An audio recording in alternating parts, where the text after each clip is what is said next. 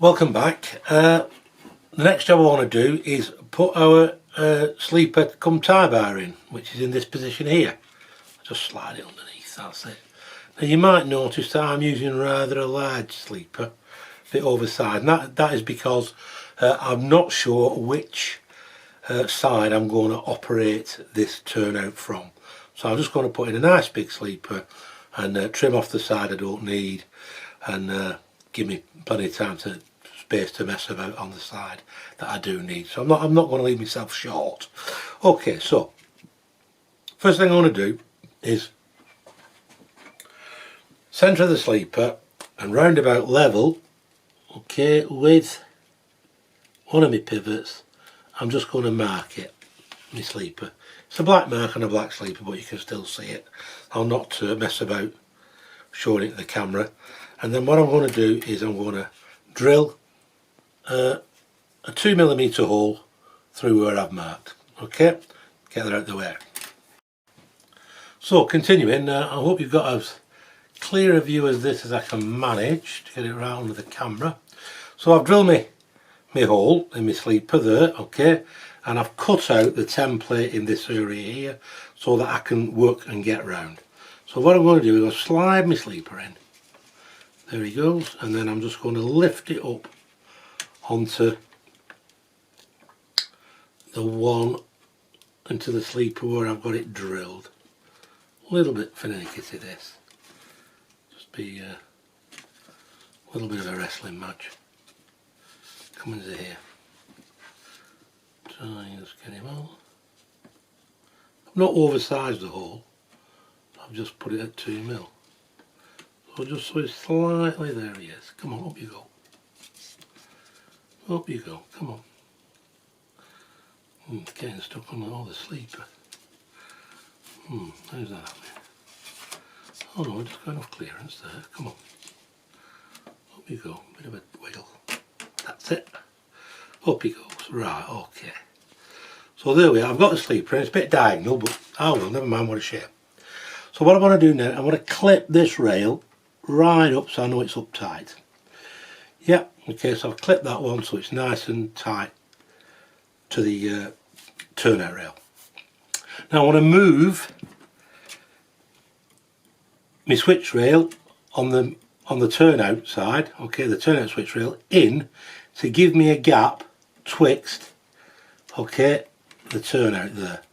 It's just jamming on the sleeper a bit, but I'm not a problem.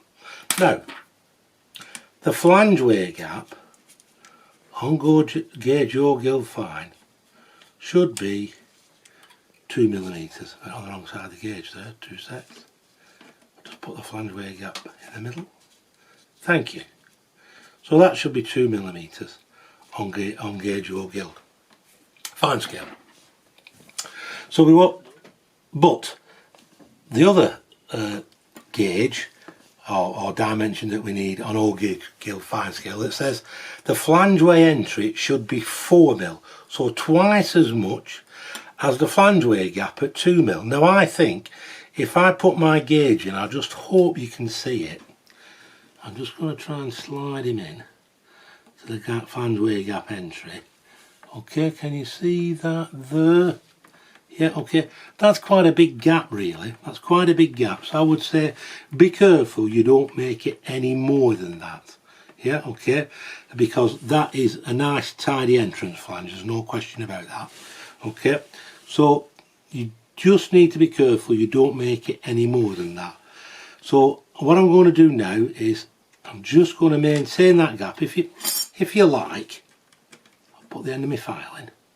Okay. Yeah, the end of my file seems to be getting it just about right. If you like, the rail,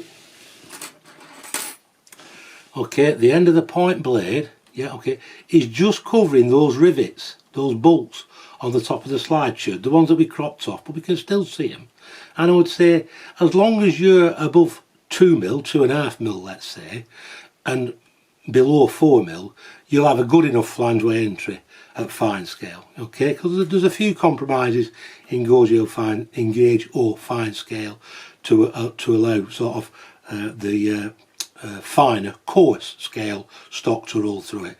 But if you're just doing fine scale, I would imagine at something like 3mm, you'll be very nice. Yeah, okay. And I'm just holding that open with me file, yeah, at a roughly, by my eye, 3mm. I'm just going to check it with my gauge or guild. Again, oh, I'm a little bit more than that. That's it. My file straight up, it's tight on the 4mm. So I'm now going to mark. If I can reach my pen, this is where the bit where you need to be an octopus. Where's my marker pen gone? Where are you, Sharpie? Where'd he go? There he is. Right, so I'm going to mark my sleeper so I can drill it. Just let that fall down a bit. Okay. So I'm going to mark my sleeper so I can do that. I'm just going to get my hands out of the way, hold it open just over those. Just over those rivets, those bolts, sorry, on my tie bar. I just want to put a little mark on my sleeper. So I can take it off again and drill it. My hand's in the way, but what I've actually done is held my check rail open, okay, got this in, yeah, it's less than 4mm. But more than 2mm, and I've marked it. Okay, so I've marked my sleeper there, yeah, just in line with my bolt, my stud on the bottom of my switch rail. Bit complicated, bit messy. And what I would say is, it's very easy to sort of mark it up and get it wrong. Yeah, okay. So, you know, what I would say is, don't be sort of losing your patience if you have to have a couple of goes at this to get it right, okay, because you do need to get it right. But you know, if you drill a hole in the wrong place because you're marking, and you can see how I'm messing about there and all that sort of thing, you know, don't be disparaged. Just get yourself another sleeper, have another go. So here I am, drilled my sleeper, 2 holes in it. Where are we? Somewhere down here. 2 holes in it where I thought they'd go, okay, and now I'm going to try and fit it. Make sure it's right way up, Rick. Okay, fair enough. So, I'll just try this, take this page out, just try this edge first, get a start on there, bring that one across, please come up. Again, a little bit finicky to this. Just be patient, don't break anything. What are you doing? Are you coming?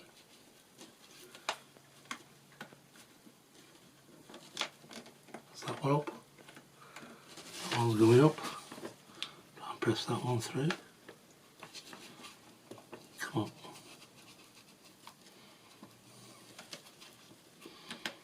that's that one up, that's that one up, there we go.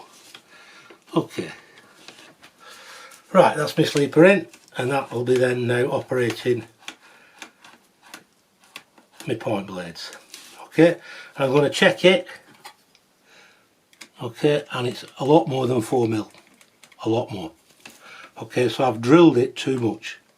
I've got them too close together, the holes, and I just need to relax them because that's a lot more than 4mm, and I don't want that. So, like I said, it can be a bit iterative. Okay, and also my sleeper's on a slight angle across that way.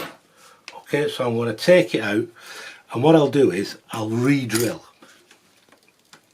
So let's disassemble it now, please, if you wouldn't mind.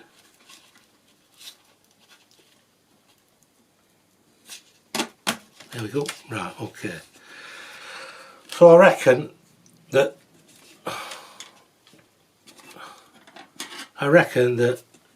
if I stick with this hole here, that hole there is about 1mm too far this way. Okay, so I'm not going to remark, I'm just going to get another sleeper, drill through this hole to give me a hole there, mark through that hole, and then move it 1mm, okay, over to this side. Yeah, okay, I'm not going to start all that faffing about holding point blades and this sort of thing. As I say, I thought there was a good chance I was going to get this wrong. Yeah, I usually have a little bit of a struggle with it. So I'm just going to drill through there, mark through there, and then get another sleeper and drill it with that hole 1mm in this direction. Okay. Okay, so we're back. I've got the sleeper in place and it's cost me one sleeper. Well, it's not cost me a sleeper, that's when I go back in the box and that'll get used. Okay, but I've got my tie bar come sleeper in place and I can now operate my point blades quite nicely. And if I look how much clearance I've got, okay, and I put my O gauge guild in there, I've got a very slack 2mm, okay, or a very slack flangeway clearance. But if I go to the other side for the 4mm, the flangeway entry, I've got a tight flangeway entry. Just touching it as it goes in, it's just a bit tight, and that will do me. Okay, you might have noticed my sleeper's a bit cockeyed as well, but I'm not going to worry about that. And also, I've got a hole left here where I did a wrong drilling. Actually, I had to have a few goes at this, it's a bit messy. But basically, I've got my sleeper come tie bar in, and it's opening as much as I want it to. Okay, and I'm very happy with that. Okay, so that's that job done. I'm going to turn it over and just put the nuts on for now. Okay, so a countersink is one of these things here. It'll just drill a little core into anything you like, any size, as long as you keep pressing down. So just going to stick that in my drill. Where's my holes? One there. Good countersink there. Just go in about, what are we talking about, a mil or so. Okay, and that's countersunk them, and then the nuts will reside more inside the sleeper. Okay, so that's countersinking. Okay, so there's my two nuts in place, tightened up. Okay, and then when I got them tight, I got the croppers and crop them off, clunk, right up to the face of the nut there, and then making sure that they're clear. I didn't want them, they might be quite close to the bottom of the sleeper, but I don't want them snagging on the baseboard or whatever you're laying it on, so make sure that you've got clearance. I'm just rolling my file across to make sure they don't touch. One of them was a little bit high, so all I did, got my big file, okay, and just whipped the top off it. Okay, just to take a little bit off it. Then, okay, next job was super glue. Okay, this is Gorilla Glue, and I put a few drops of Gorilla Glue all over the nut so it ran down the sides and into the thread and wouldn't undo.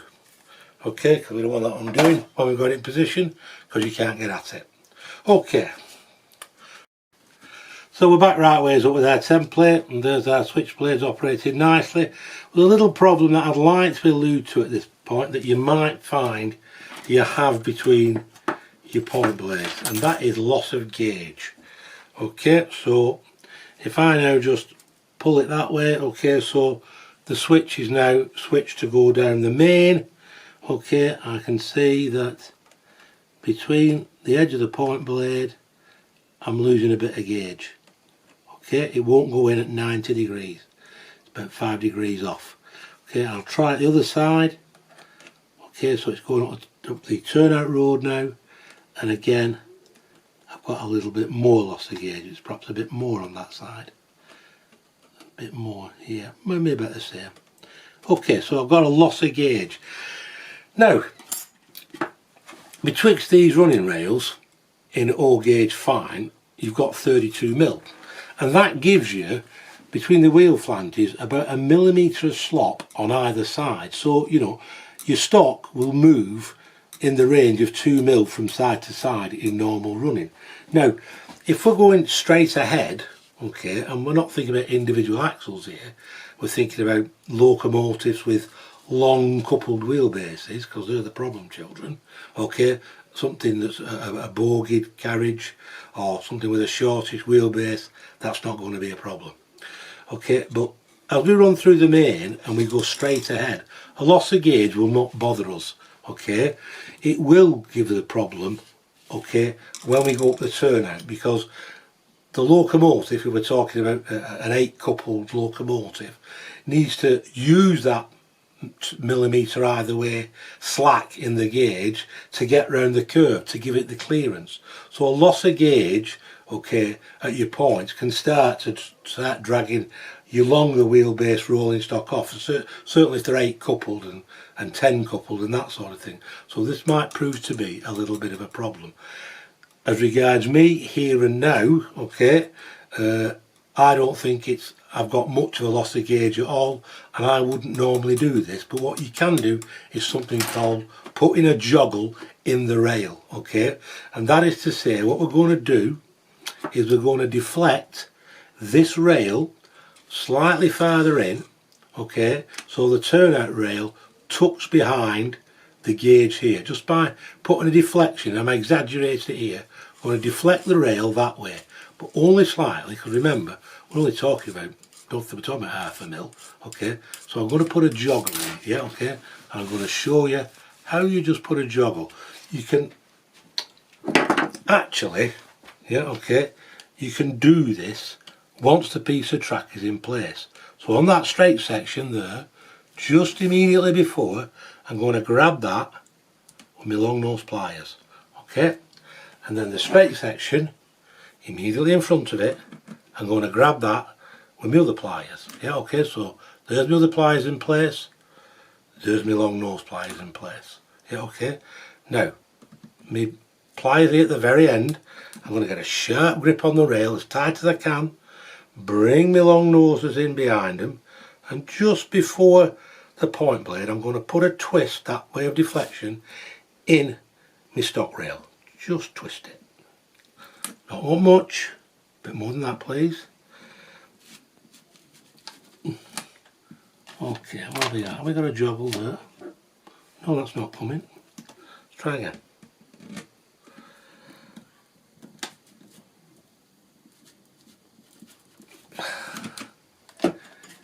Have we got a joggle there? I think we've got a very slight joggle. In there. Let's bring that in so you can see it. Yeah, okay, there's my joggle on this side.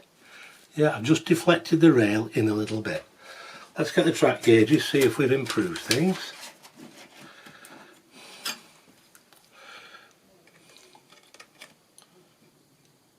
Oh, just about. Just slightly tight on the gauge. So I'm going to have another little crack at it. I don't need to bring it back in. You don't need to bring it back in. Okay, just joggle it out again. Oops, make sure I've not got the point blade, I'm not touching the point blade. And there's my joggle again. Let's try again. What have we got now? Just won't quite go in. Just won't quite go in. I'm just stretching the chairs a little bit. I'm not worried about that. I'm not going to glue them and release them. Just stretching the chairs a little bit. Just try again. Okay, right. I think you might even see it now. The joggle I've put in. Oh, let's get it on the camera. I don't know if you can see. Just deflecting away that rail there. Just deflecting away. Right. Try my track gauge in. Okay, yeah, it goes in. Bit tight, but we've dealt with the problem. Okay, so we've now got gauge back between there. Okay, right, so that's just putting a joggle in. Yeah, if you want to. I've roughed up my rail there with the pliers, but I'll get a file on that and just, oops, that's obviously, yeah, I've roughed up the rail a bit there with the pliers, but I'll just get a file and just dress that off in a minute. Okay, no problem. I've no doubt you know how to do that. So there we have it, nicely gauged through the point blades, yeah, by putting a joggle. I've not joggled it back in because I don't need to. I'll just check my gauge just further up, make sure we've not done anything bad. No, and indeed we haven't. Okay, we're just maintaining our gauge through the turnout. Like I say, in the straight on it's a bit tight, but we have got gauge right the way through the turnout. Okay, and it is important because I made this turnout as an A6 because I wanted a turnout, okay, with a minimum radius of 72 inches in as small a space as I could get. Okay, so I want to keep gauge through the turnout. And like I say, the tighter that you make your radiuses. I don't go under 6 foot unless I have to. The tighter you make your radiuses, then the more important it is keeping the gauge at 32mm and keeping it open. Okay. Yeah, the one thing I want to do before we move on is to make sure what we've done is right. Okay, a little proof of that, so we'll have a little test with the old stove hour again, and that goes nicely through the switch blades of our turnout. I'll try it down the main, shouldn't be a problem down the main, it's going straight ahead, fine. There we go down the main, fantastic, no problems. Okay, after we put the joggle in the stock rail. Don't forget, we're making the turnout road bigger by joggling, but we're putting the joggle in the stock rail, not the turnout rail. Here we go. Thank you, marvellous. So the next job we have is to make, I'll just zoom out a touch there. The next job we have is to make our check rails that on our template are described here and here. Okay, so what we want to do is get our ruler. How much rail do we need for each check rail? I know there's a little bit of a flare on the end of it, but I'm going to say that is just a shade over 92mm, and they should be both the same length. Okay, yeah, and indeed they are 92mm. So I want 92mm, and I'm going to achieve that with this length of rail here. I'm going to cut two sections 92mm, or where I'm concerned and sewing, thereabouts. Hi, I'm back again. While I'm making up the check rails, I just wanted to show you, if you've got a track gauge, a little wheeze for helping you make your check rails, getting the flares on the end of them the same and matching each other, which always looks nice.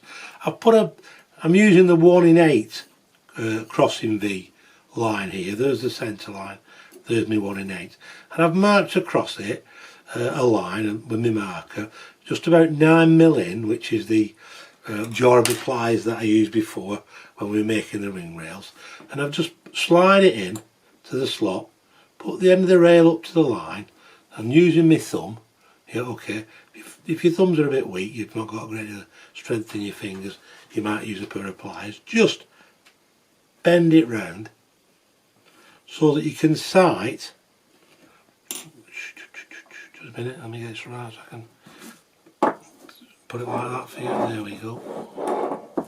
So you can sight and get your rail parallel with this line here. So, you know, it's a bit of a nice guide to get them right first time, if you like, he says.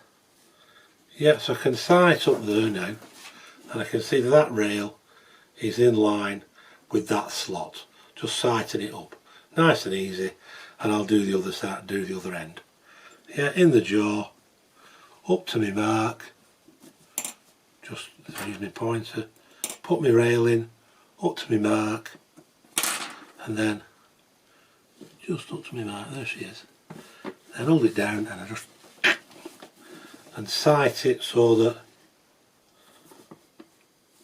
this line here, so you can see, this line here coming up is parallel with that one there. And I've stood at the back of it looking down it, using my eye to make sure, so I get a nice, even check rails. Just thought I'd show you that, if you've got a gauge. So here we are, I'm fitting the check rail in the main road, and as I push it up against the stock rail, it won't snuggle down to it, it won't fit in. And that is because, just like on the slide chairs, the bolt heads, okay, on the top of the chairs, both what I've slid onto the check rail and what I've already fitted, okay, are stuck up proud. So, like we did on the slide chair, just go on and just get my knife in and whip them off. Just whip them off. Job done. And on this one, just whip the bolt heads off with your knife. And again, whip the bolt heads off. Thank you. And then on the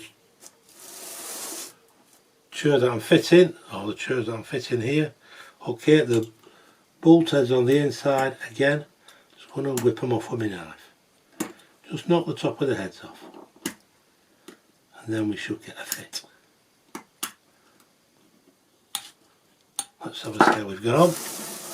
Bring this back into play. Where are we? Go the right way around. Wedges on the inside.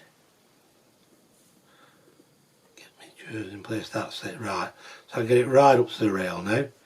Okay, so that's nice. And then fitting it. Just going to get my check rail gauges.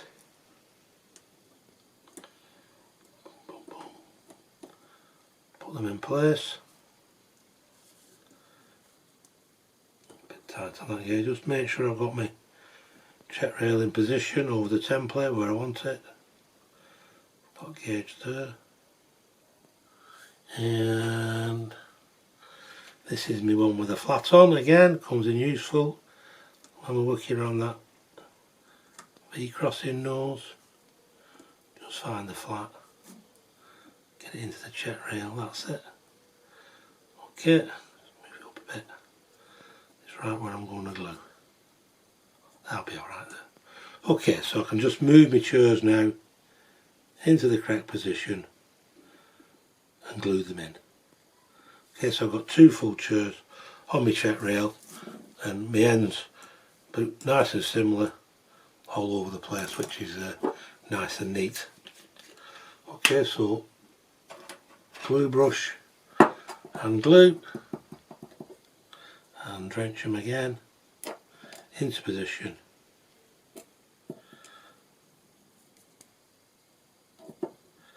Okay, plenty on. Thank you very much. Okay, light pressure, count to 20 at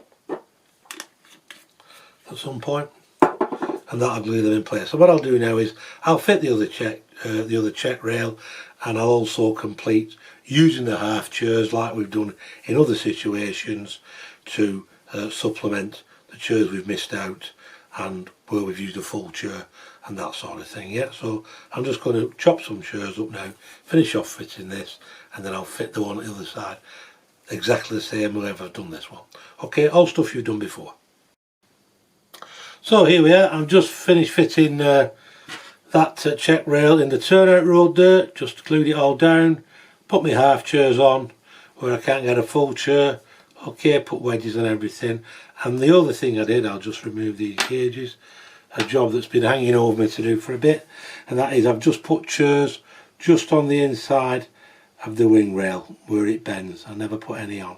So I've just using the remnants of the chairs that I cut up for my check rails, just bob two in there. My next job I'm going to do now is put my insulated fish plates in the locations here, just at the end of the wing rails. Okay, so I'm just going to glue them on, bit of super glue, make sure I've got a gap. Okay, I'll be doing that next. I'm not going to film it because it's just a bit of simple. So that's our fish plates, our plastic fish plates glued into position here. Okay, at the bottom of the wing rails where they meet the closure rails. Didn't want to film that because it's just a faff super gluing them on. So they're now super glued in. One thing I didn't mention, this check rail here, yeah, okay, because we're, I didn't put a curve in it, because remember I said about this portion of the wing rail here and here being straight and too short to curve. Well, you end up with that portion of track there being straight, so your check rail's straight, so that's just the way it works out. Okay, so that's the top of all our turnout done. Okay, I'll just focus out now. Boom, boom, boom, boom, boom. Zoom out, focus out, zoom out. Got it, wait a minute. Okay, so you can see our finished work piece in all its glory. There it is. Okay, so that's it done. And what we're going to do next, oh, I've not put plastic fish plates here, insulated ones, because I'll probably do that when I fit it. Yeah, okay, when I'm joining the track up, I'll use plastic fish plates there. because we want to keep that insulated. That's it. As regards the top end, what we're going to do next is flick it over and do a bit of soldering to strengthen it up to make sure everything stays in place. Okay, so I've got my template turned upside down, and what I did is I just put my knife through my template here while it was still right ways up, because I want to take this part of the template out. Cut right through there. Get rid of that bit. Come on. There you come. Excuse me. Take that bit off to reveal what's underneath. Okay, which is the very end of our crossing V wing rails and that portion of the crossing V that's there. I also want to just reveal what's on the sleeper next to it. Where are we? There it is. Near our crossing nose. Yeah, I want to reveal that bit. Okay. I also want to reveal a portion between the stock rail and the closure rail, okay, on either side. So I think I'll take this bit out here. I don't want anywhere near where we put cosmetic fish plates on, because I don't want to risk unsoldering them, so I'm going to sort of stay up here. I'll take this portion out.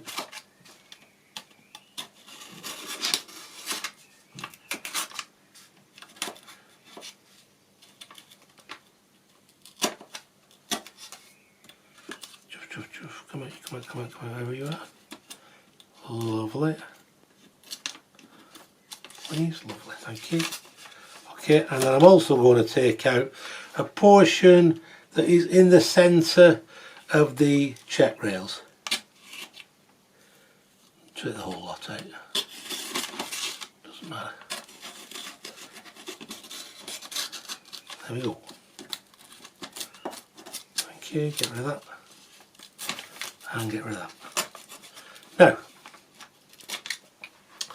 what I want to do here is two jobs, and that is to strengthen up the rails between the stock and the main, and also just under the back of the V crossing to keep the ring rails and the V and the crossing V in line with each other. So I want to solder them up together. The risk I've got in doing that is that I may unsolder the crossing nose, okay, so because if we start unsoldering that at this time, then we would have something of a disaster on our hands. So what I'm going to do, I'm going to take a precaution now, and I'm going to use what we call a heat sink. Where do you buy them? Well, I'll show you. So this is my heat sink, and what I'm going to do is right on the crossing nose, as far up as I can get, it's a pair of forceps. Get these from Modeller's Supplies, not medical supplies, pair of forceps, and I'm going to tuck them in, okay, just there, and clamp the crossing nose together. Just get them in as far up the sleeper as I can get. Ka-ching. Thank you very much. That, if the heat does get to our crossing nose, that'll keep it together, but it'll also act as a heat sink to take the heat away when we're soldering from our crossing nose. Does two jobs instead of one. Now, to join it all together, I'll usually use this stuff, which is scrap etch from kits I've used, okay? I can just solder it in position.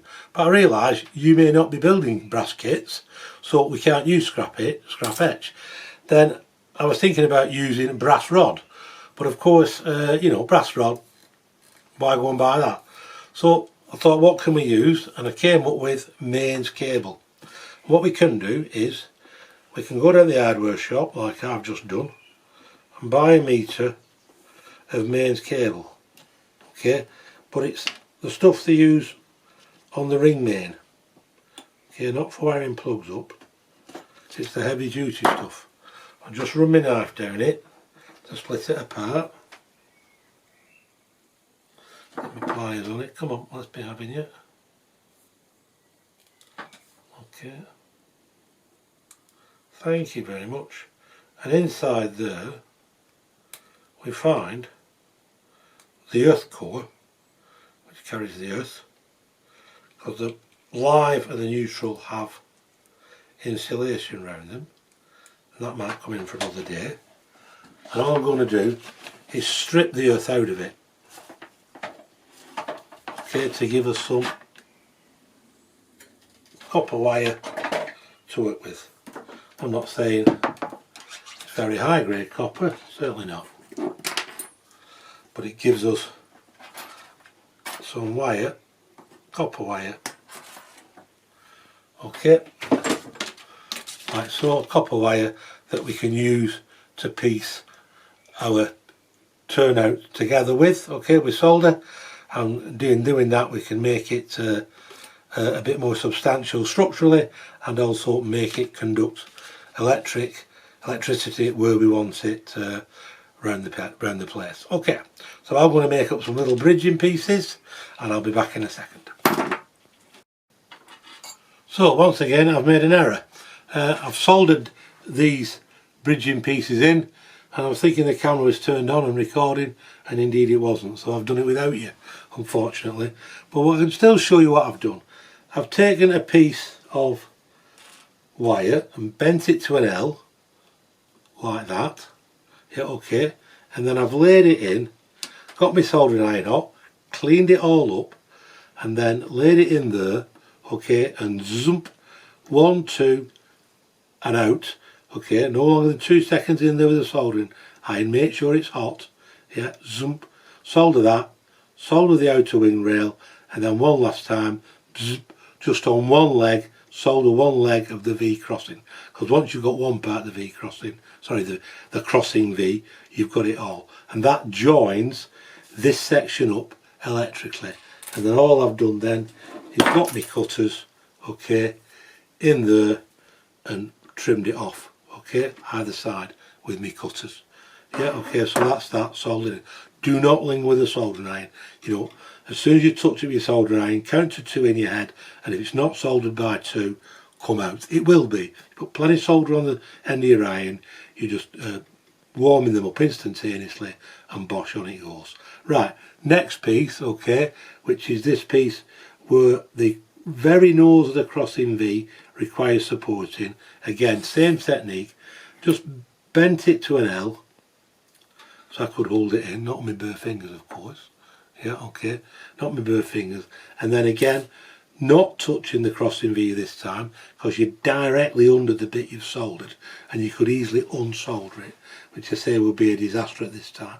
I've touched, solder onto the wing rail again, 1, 2, and then come across, 1, 2 on with the soldering iron, and solder this bar across. So it doesn't hold the wing rail, it doesn't hold the crossing V, but it does support it, because all the pressure is going to be downwards. We don't need to solder it to it, as long as we've got something underneath it holding it up. So that's that bit done. Sorry, I messed up, didn't put the camera on, my apologies. Just remove my heat sink, and then you can see it in a bit more detail. Solder it on, then just crop it off at the ends. Right, we'll do the bridges and the other parts next, okay, like in this area.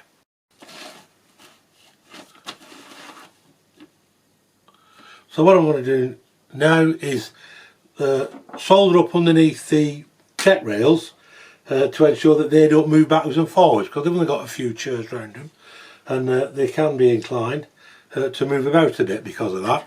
So what we're going to do is we're going to solder a little bar across from the turnout rail to the turnout rail check rail, okay, and just made an L piece like that, okay, and I'm just going to solder it in. You know the drill on soldering, okay. We're going to clean it up, a bit nearer to the camera, concentrate on this piece. I'm going to clean it up, okay. I'm going to clean a bit of wire up that I'm using. I put a handle on it because it just makes things easier instead of getting down there with long nose pliers and all that and this and the other. Okay, so next job is to flux it. Where's my flux brush go? There it is. Okay. So I'm going to flux it Okay, there's my wire and everything. I'll just leave that hanging there. Get my iron, make sure it's nice and hot.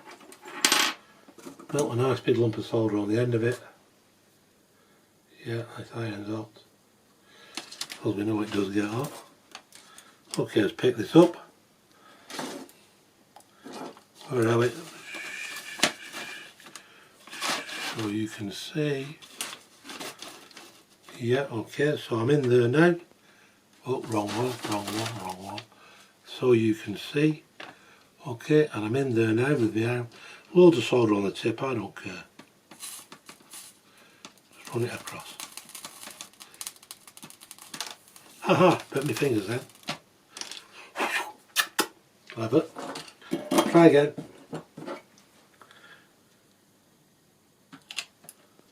Okay. So just try again, just going to touch it. I've got solder on my rod and everywhere else. Just going to touch it too. Just to melt the solder so it grips.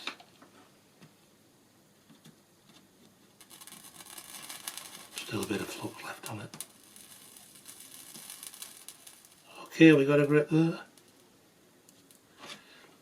Yep, that's all soldered up nicely. And then all I'm going to do then, switch off my iron. Okay, and just cut that, get my cutters in there. Get in, cut that off. And nobody will know that's there.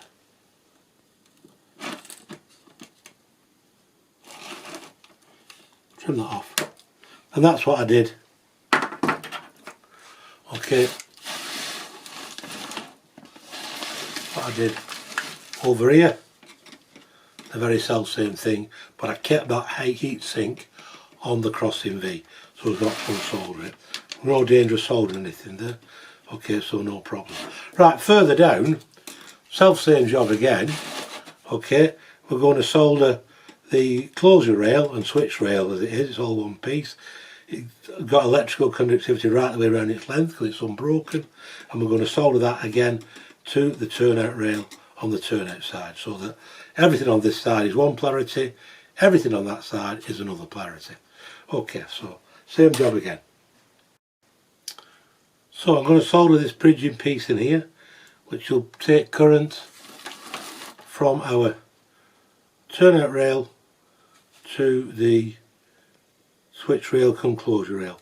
What I've done, I've shaped it like that, okay, made it like a little bridge, because if we just tie it between the two rails in a straight line, you'll be able to see it, it'll stand out like a sore thumb.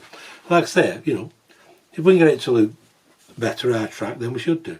So what I'm going to do is just solder it in like that, okay, so that it's just this bridging piece sits below the level of the sleeper. I just might have to angle it across a bit, but as long as I just get a little start on it with a soldering iron, I'm not bothered.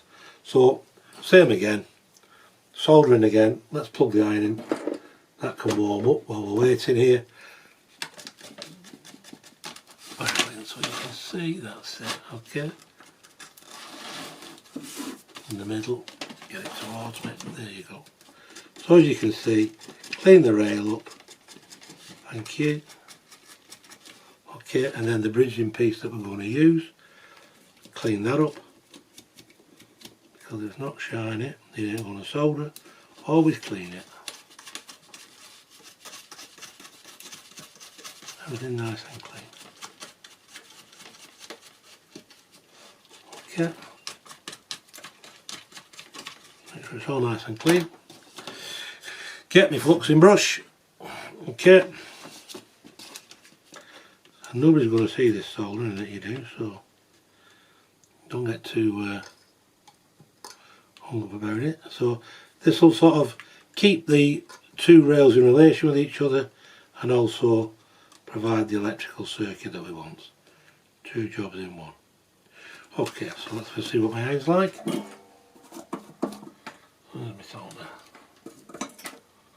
What's the temperature yet? Yeah, okay. Not messing about, put plenty of solder on your iron. Okay, all you're trying to achieve is a mechanical joint.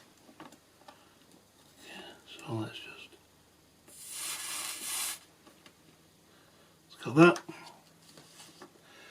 Okay, a bit more solder on the iron. We'll still play with it actually, but never mind. Let's not play about it. And then again. Okay, so we got that? Yeah, we got that. So, switch the iron off, get the cutters, and just cut off our end. If we can. There it is. Did we get that? No, we need a quick look in there, I think.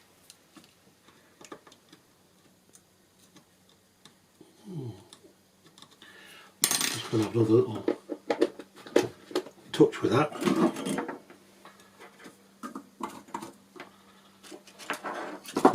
Just going to drip a bit more solder in there to make sure. Not quite happy with that one.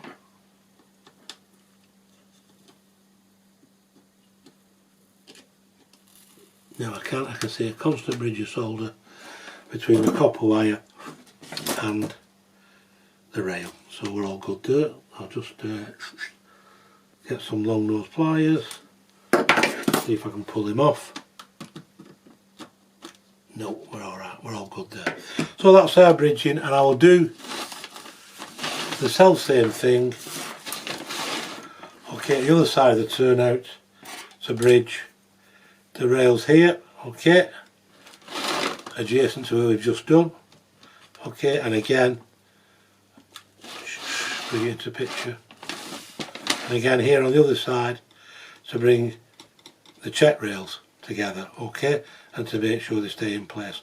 What I would say, before you flip your template over, and perhaps while you solder it as well, make sure you don't slide it and move a check rail or anything out of position, because they're not held in tight. This is the idea of holding them in tight now. So what we're doing here, to make sure they can't move in relation to one another. So just have a check over and make sure everything's where you want it to be. Okay, that finishes that up. So welcome back, all finished. The complete item now, virtually ready to fit. I just wanted to make a couple of points about finishing off. The first is the template itself, the nice big white piece of paper that we've got.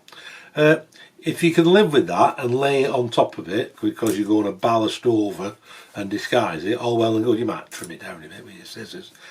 All great and good. However, some people like to get rid of the template completely. Now, to do this, do not try and unpick it or unstick it from the sleepers, because what's happened is you'll just start to tear the sleepers off one by one. What you'll have to do, if you want to do that, is cut individually round the sleepers, okay, so that you're just left with a bit of paper on the bottom of your sleepers. You're going to have to cut it away. Do not try and rip it away, because you'll start to pull the sleepers away one by one. Collectively they're quite strong, but individually we know they're a little bit weak. The other thing I would say, if you're going to do that, is you might like to put a bit of super glue on some of your chairs, not all, perhaps about 1 in 3, a dab of super glue to bond the chair to the rail to stop any movement there between chair and rail. So, you know, I would do that on both sides and round your closure rails and on your crossing V. You know, but a dab of super glue if you want to do that. It doesn't need much, just like I say, you know, a lot of little dabs will make it strong enough. So that's that on that.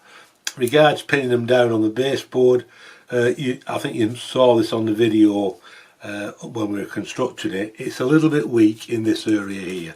It's got a little bit of headache. These can move, these rails. So I would certainly pin down at least 2 of these first 3 sleepers, pin a pair of those down, and then the sleepers again after the tie bar.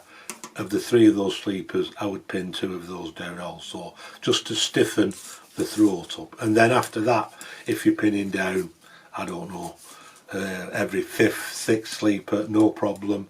And then, you know, a few pins around the turnout area here, just to hold it down. But this is the area you need to concentrate on in pinning down. If you're gluing it down, you're going to glue every sleeper, I take it, so no problem there. Okay, so that's about fitting. Now, the other thing I wanted to come on to is the driving of the tie bars. When we get a picot point, in this area here there's a little cover and it disguises an over centre spring, so that what you do is you have a relay that smacks the point blades across, and that then it's the over centre spring that keeps the point blade in contact with the stock rail where the power is, and that then sends it the power up and powers up the frog. And so when you turn it the other way, the point blade connects with the rail and it sends it polarity that way. That's how the picot works. Ours is completely isolated. We're not reliant on this section to power it up. You'll need a separate micro switch in the point motor, which I'll talk about in a second, or whatever it be, to power up the frog, or the frog area, okay, to change your polarity. Right, so like I say, we can't use a relay because we've not got over centre spring. We need a motor or a stall motor that will push it across, and I'll just show you what I'm talking about there. So what you want to operate your turnout is one of these. This is called a tortoise motor, okay, and the other makes, I believe, are there's a Fulgrex make one and Cobalt. I think they're the main three. There might be others, and of course you can positively drive them using servos. I don't know anything about servos. I use tortoise because that's what suits me. And basically all it is, I'll show this from above. You'd have your tortoise motor probably mounted under your baseboard. I've just drilled a little hole, 1mm, in the tie bar, or a sleeper come tie bar, and that just drives it across like so. Yeah, okay, and just drives it back and forth as it does there. Yep, okay, so that's all it does. This bit of spring steel that they use to operate, that's a bit thin. I think it's 0.5 and you see people going up and buying 0.75 and even 1mm spring steel, because this stuff just flexes a bit too much. It's too soft to provide a good positive drive. So that's the drive motor for the turnouts, and you've got your terminals here on the top. And just bring them, there's 8 terminals. These out to 2 drive it, and you change the polarity of them with a switch, depending on which way you want to go. And then you've got your ones for your micro switches that change the polarity here. Okay, they're all the same, no matter what brand you buy, they've got these facilities. And if you buy them, they come with a good deal of literature. Okay, you can wire them up easily, they're dead easy to do. So that brings proceedings to an end. If you've come along with me on the video and you've completed your first turnout, there's nothing that you'll do in building any other type of turnout, whether it be a tandem turnout, or 3-way as they call them, or a double slip, single slip, diamond crossing, scissor crossings, anything that you'll not do anything different in building them than what you've done here. Everything that you need to do, okay, to build any future track formation, you've done it and you've covered it here. All it is, there's a little bit, you know, depending on what you make, there's a bit more of it. You might have to think a little bit more deeply about how you're going to attack the job, you know, but certainly if you've done this turnout, then, you know, great. Move on to something a bit more complicated, a bit more challenging for yourself, you know, and you'll find all those items in Templot. And again, I've been banging on about Templot right the way through this video. I don't intend to stop. If you wanted a double slip or a single slip or a tandem turnout, you know, whether it be a tandem turnout left and right or a tandem turnout both turnouts on the right, it was a bit complicated, but now they've upgraded the tools in Templot, and you start with a basic template, say a B8, and you basically press a button and it turns it into a tandem turnout. Same with a double slip, single slip, whatever you want. You know, the actual producing a template has become a lot more easier, because it's basically, you don't have to transfer and move stuff around.